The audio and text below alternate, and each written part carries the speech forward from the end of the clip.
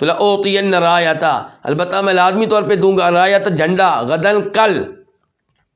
رجلاً ایک ایسے آدمی کو،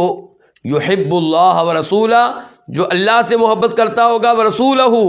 اور اس کے رسول سے، اللہ کے رسول سے محبت کرتا ہوگا، ویحبہ اللہ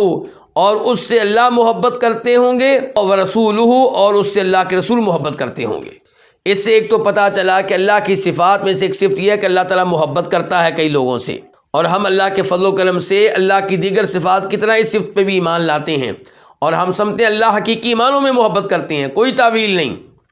لیکن کئی لوگ تعویل کریں گے، وہ کہتے ہیں نہیں محبت تو یہ ممکن نہیں کہ اللہ کرے۔